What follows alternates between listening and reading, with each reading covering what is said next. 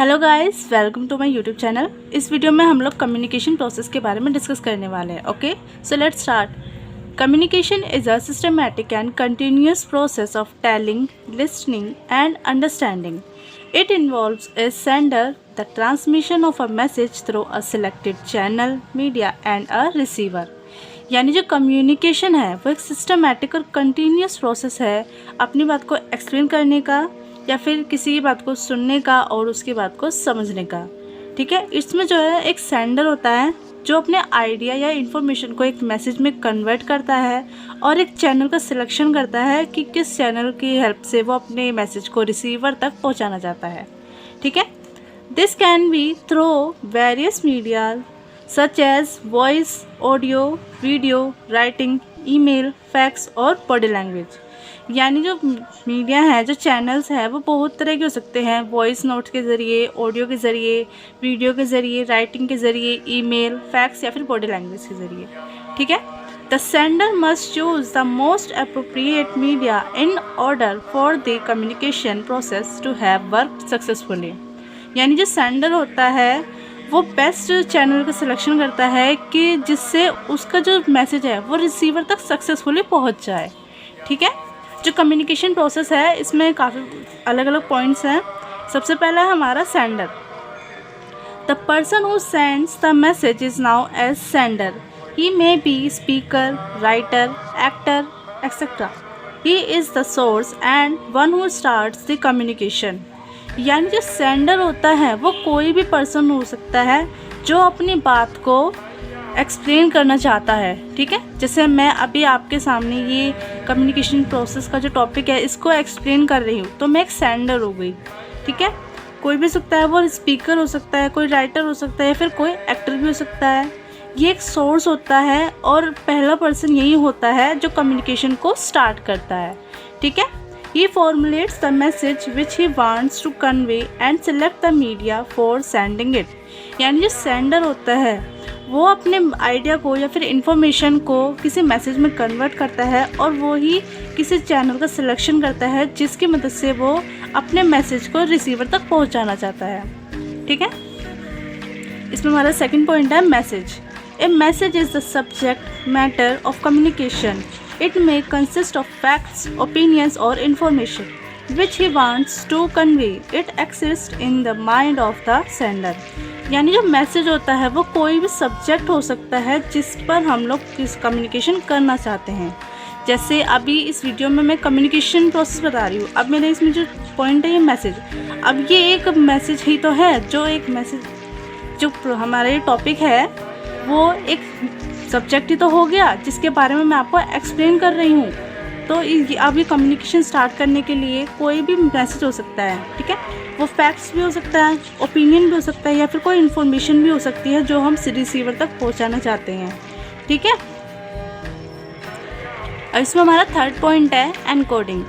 The sender converts the message into words, symbols, gesture etcetera or some other forms which he feels should be understood by the receiver।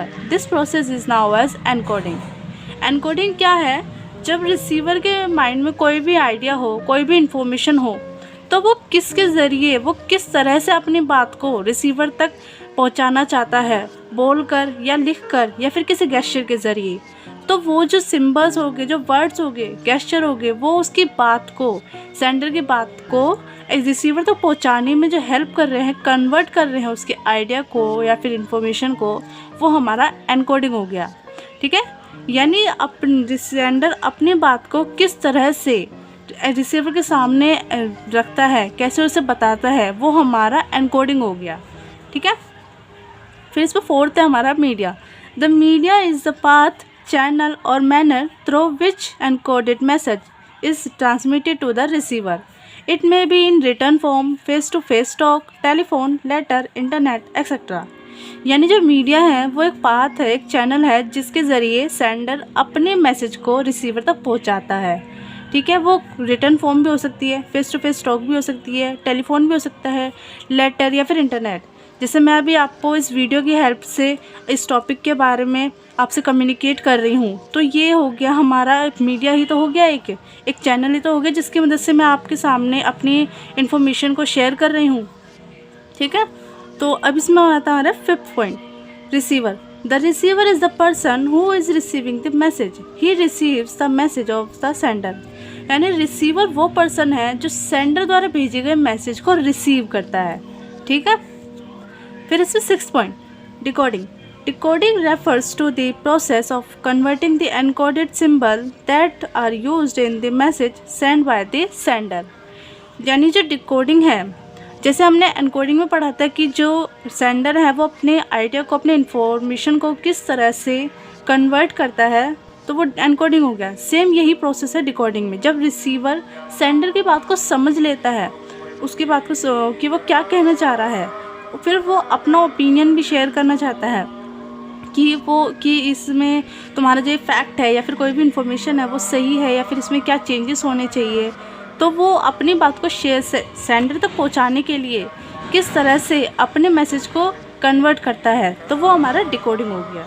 ठीक है, फिर इसमें last point है feedback. Feedback is the final component and one of the important factor is required to complete the process. Without feedback from the receiver, communication process is incomplete।